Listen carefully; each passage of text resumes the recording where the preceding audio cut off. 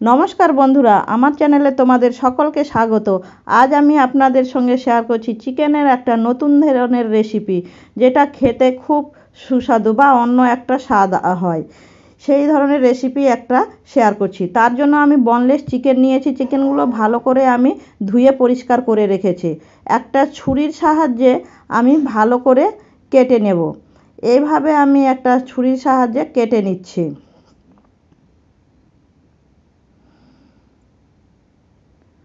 চিকেনগুলো আমার সব কাটা হয়ে গেছে। এভাবে বেশ সুন্দর করে কেটে রেখেছি। এবার এটা আমি কেটে নিয়েছি। এটা আমি একটা পাত্রের মধ্যে নিয়ে নিচ্ছি।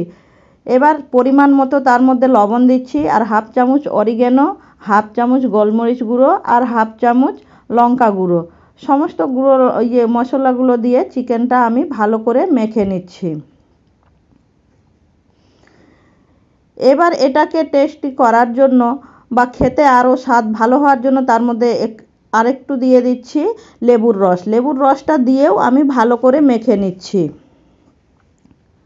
ভালো করে মেখে এক সাইডে রেখে একটা ব্যাটার তৈরি করে নিচ্ছি। তার জন্য আমি একটা ডিম নিয়েছি।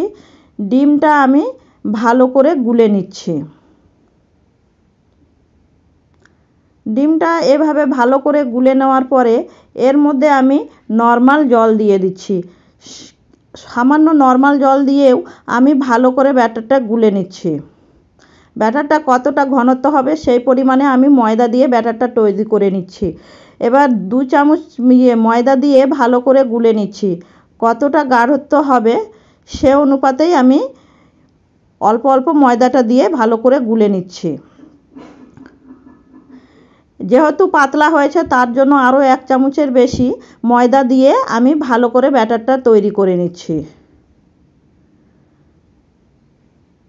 ভালো করে ব্যাটারটা তৈরি হয়ে গেছে। এবার আমি যে চিকেনগুলোকে মেখে রেখেছিলাম তার মধ্যে আমি ব্যাটারটা দিয়ে দিচ্ছি। ব্যাটারটা দিয়ে আমি ভালো করে মেখে রাখছি। আমার চ্যানেলে নতুন হয়ে থাকলে চ্যানেলটি সাবস্ক্রাইব করে রাখবে, পাশে থাকা বেল আইকনটি প্রেস করে রাখবেন। এবার আমি এটা আধ ঘন্টার জন্য রেস্টে রেখে দিয়েছি। এবার আধ ঘন্টা পর আমি দেখুন চামচ দিয়ে ভালো করে আরেকবার মেখে নিচ্ছি। ভালো করে মাখা হয়ে গেছে। এবার আমি একটা ফ্রাই প্যান হাই হিট করে নিয়েছি। এবার লো হিট করে তার মধ্যে আমি সাদা তেল দিয়ে দিচ্ছি ফ্রাইয়ের জন্য। এবার ব্রাশ করে দিচ্ছি। এটা লো হিটেই আমি ভালো করে ভেজে নেব। এটা ডুবো তেলে আমি ভাজবো না। এবার আমি এক এক করে চিকেনগুলো দিয়ে দিচ্ছি। এরকম ভিডিও যদি তোমাদের ভালো লাগে তাহলে অবশ্যই একটা লাইক করে দেবেন। এবার আমার 2-3 মিনিট হয়ে গেছে। এবার আমি উল্টে দিচ্ছি। রেসিপিটা তোমাদের যদি ভালো লাগে তাহলে অবশ্যই কমেন্ট করে জানাবেন।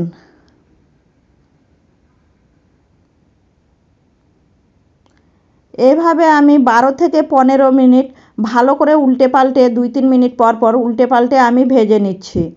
ভাজা হয়ে গেছে, লাল লাল করেই আমি একটু ভেজে নিয়েছি। এবার আমি এটা পরিবেশন করে দিচ্ছি। এটা বিকেলে চায়ের সঙ্গে টিফিনে খেতে পারো। আমি সম্পূর্ণটাই আমি পরিবেশন করে দিয়েছি। এমন কেমন হয়েছে ভাজা তা একটা আমি ভেঙে দেখিয়ে দিচ্ছি। দেখুন ভেতরে কত সুন্দর সেদ্ধ হয়েছে। খেতেও খুব টেস্টি হয়েছে। ভালো থাকবেন, সুস্থ থাকবেন। ধন্যবাদ।